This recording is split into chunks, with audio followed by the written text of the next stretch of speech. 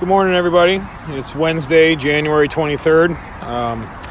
Here's the next episode of Turf Talks, and the topic for today is something that we ended up doing and starting last winter and continuing it on for this winter, and we'll be doing it hopefully every year going forward. But that is moving the tee markers on the tee boxes up to the very front edge to minimize the wear and tear to the actual heart and the more usable areas of these tees, so they're in better condition coming into springtime and the golfing season when the turf conditions really matter. Not that they don't matter all year long, but we definitely want our golf course in the best shape possible for when it actually matters, which is during spring, summer, and fall.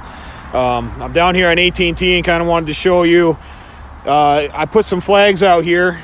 That, as you can see, in between these flags is where the tee markers were in the middle of November when we stopped posting scores around November 15th.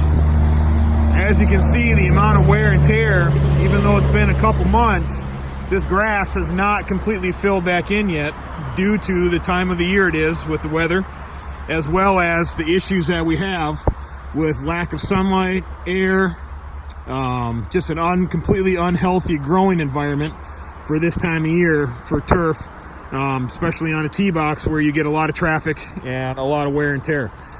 As you can see, we do have some grass kind of filled in with some of the divots.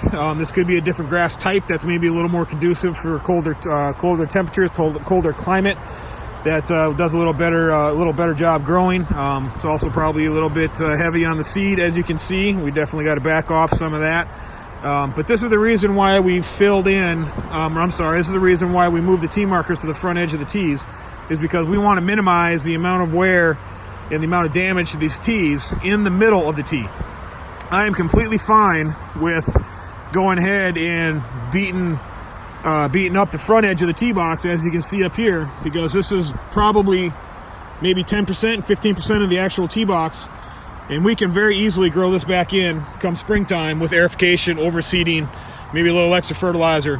But imagine if we kept moving these tee markers around on all these tee boxes during the time of the year where grass is not growing to the middle of the tees.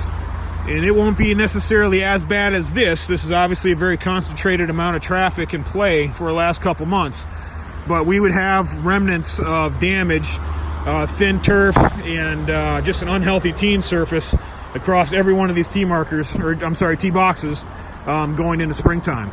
So this is why we try to minimize, and I've been very vocal about trying to minimize the amount of traffic on the entire golf course during the times when grass does not grow, and trying to concentrate on making the course the absolute best it possibly can be come springtime.